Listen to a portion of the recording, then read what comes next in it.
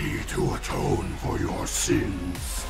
Ready. Welcome to a review for Marvel vs. Capcom Infinite. Now, this is not going to be my normal standard review. This is just going to be a simple should you buy review based off all the information I have for you. There's things I need to let you guys know about the game, whether you should get it or not. Okay. So let's get into the roster because that's the main thing that people were talking about with this game. So when you buy the game initially, if you buy the standard edition, you're going to get 28 characters right out the gate. Now Capcom is already confirming that they're going to be adding some characters back as DLC. Now there's rumors that these characters are going to be X-Men characters. They're going to be Fantastic Four characters. But the main thing that people are wondering if it's going to be a lot of Marvel vs. Capcom 2 and 3 characters returning because people want to see new characters added. Now with that being said, I'm not 100% sure. I can't speculate and everything to you, but I just could tell you what you get out of the gate. Now, if you do get some of the DLC, you will be entitled to characters like certain skins for them. Now, the main characters that you'll see in the game are characters you've seen in pretty much all of the Marvel cinematic last maybe 2 or 3 titles. So with that being said, yes, when it comes to the characters, you may be a little bit disappointed. However, I enjoy it because what they did do, which is what you should expect, is they pretty much changed the moveset slightly for some characters. Like the Hulk, he's completely different. I would have liked to see She-Hulk return, but unfortunately that's not going to happen. So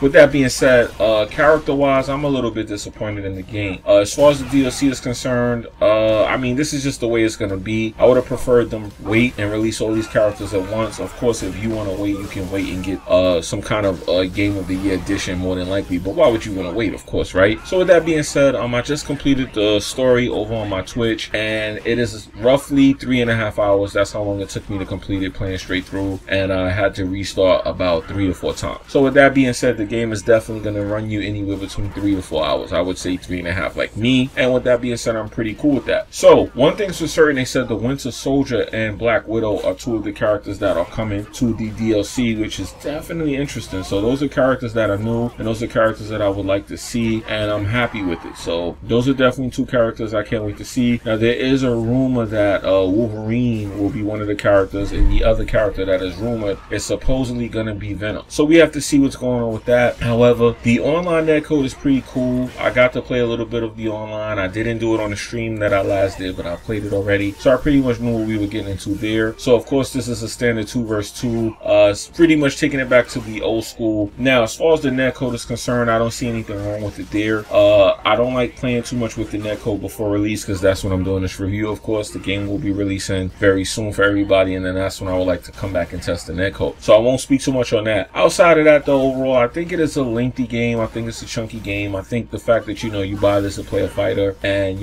there's a good little story going on. The characters seem to integrate well. It seems almost as like Marvel vs. Capcom is natural. It seems like if you go to the comics, you may see like Ryu or somebody appearing them. So with that being said, overall, I think they integrated the story pretty well. It's interesting to me. It's very, very similar to what the story arc is you hear that's going to be in the next Avengers story. So this is pretty good to get some insight from it from this perspective with the Street Fighter characters added in. Now let's get to the nitty gritty. Is this worth $60? In my opinion, slightly it's not, due to the fact that it just seems like it's missing a couple things in that fact that we've been here before. Now, I feel like if you could get a deal on this game, then yeah, you should probably buy it. But if you have other fighting games that you're currently playing, you may want to take a little break off this. But here's the thing, if you wait a little longer, people are going to get the edge on you. So if you're into fighters, you should probably pick this up. It's not one of those fighters that's lacking. It definitely has good mechanics. The controls and combos are easy to learn. If you played any of the Marvel vs. Capcom games, particularly Ultimate Marvel vs. Capcom 3, then you should be able to pick up this controller and go right back to where you left off at.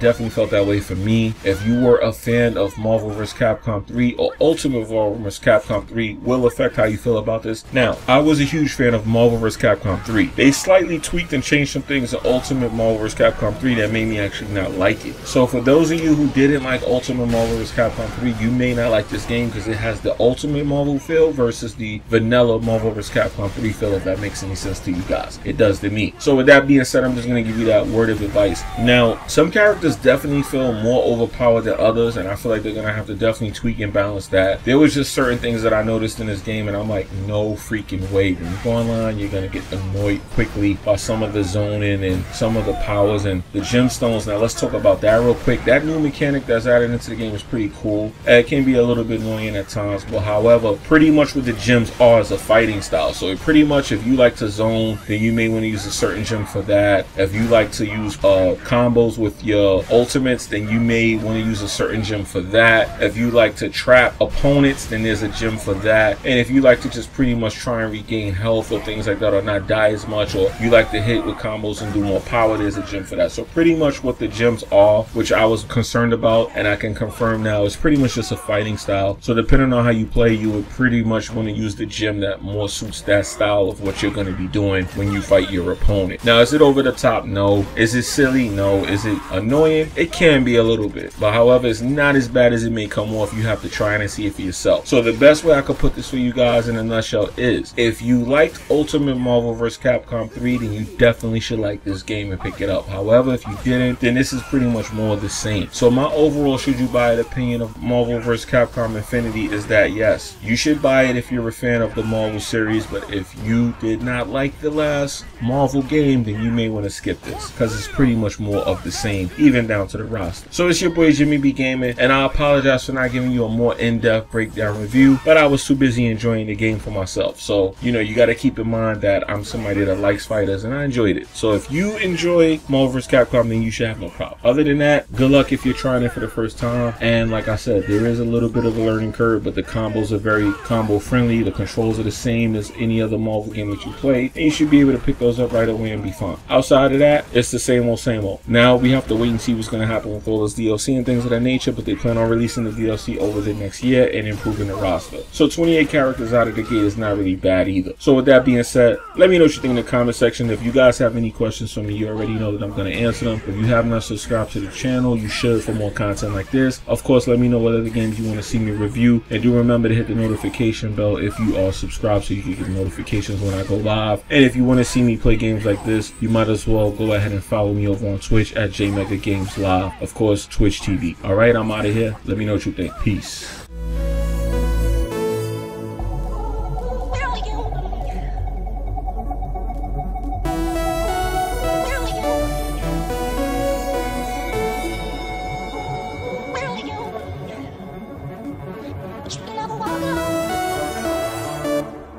On the way to being free.